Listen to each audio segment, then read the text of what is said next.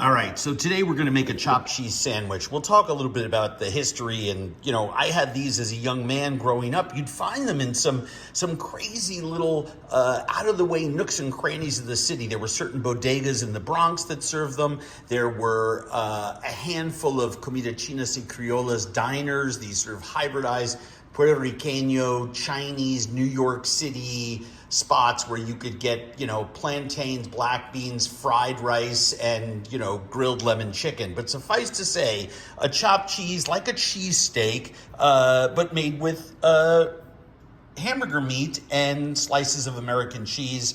I like hot peppers in mine. Let's get it on. Step one, we're gonna cook our onions. We're gonna cook our mushrooms, push them to the side and add our beef, add our cheese, add our hot peppers, stuff it into a hot roll. That's what it is. Some people put lettuce and tomato on it. You can. I never had. I always ate mine more cheesesteak style without those condiments. All right. Chopped cheese was often made on a griddle at home. You can do it on a griddle or in a pan like this. I love my big flat skillet that sort of acts like a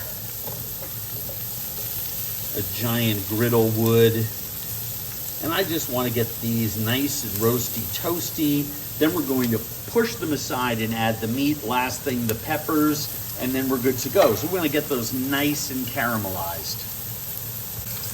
All right.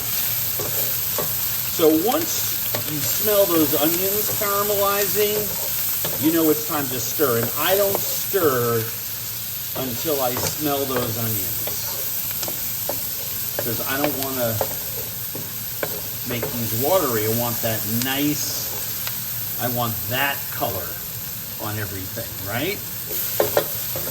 All right, so then those go to the side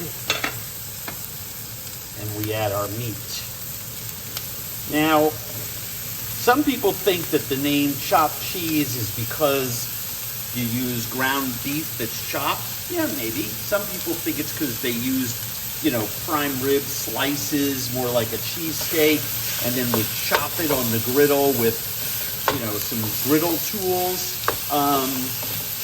Who knows? All I know is that I just want to separate these pieces of beef enough so that I get some nice browning on as many pieces as I can. I'm just gonna leave that alone, because once I mix everything together, the beef will separate, especially when I add the cheese. After a couple minutes, you wanna make it spicy, add a little red chili flake or some hot peppers. You go right ahead. So I can see the edges of my meat starting to color up, which means I know I've got some nice browning going on. And at that point, I'm going to start cutting the meat with I love a wooden spatula. It's my favorite tool in my kitchen, my favorite personal tool, handmade in North Carolina. I love this one. And I'm mixing the meat with the onions and the mushrooms, and just manipulating that around my very large saute pan. So I emulate what that griddle would be like, and then we leave it alone again for a couple minutes.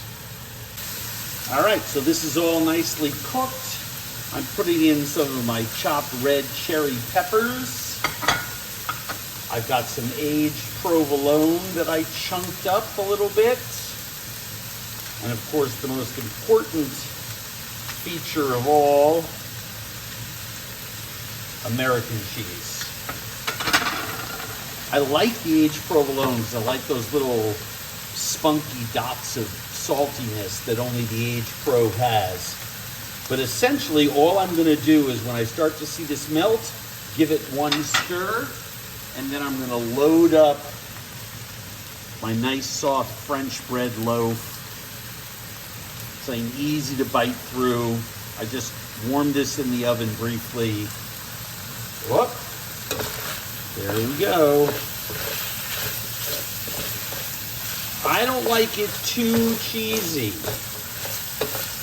Every pound of beef, I have 3 slices of American and, a couple of tablespoons of the aged Prove. I think it tastes balanced that way. I want to see cheese coat the meat, but I'm not making a grilled cheese sandwich. I'm making a chopped cheese. And then if you're real good, you can load this whole thing maybe inside a 12-inch bun, but it really depends on your bread. So, all I want to do is load this up. I mean, I hate to say it, but this is the sandwich of kings. Why would you want to ruin this torpedo of love with lettuce and tomato? Not me.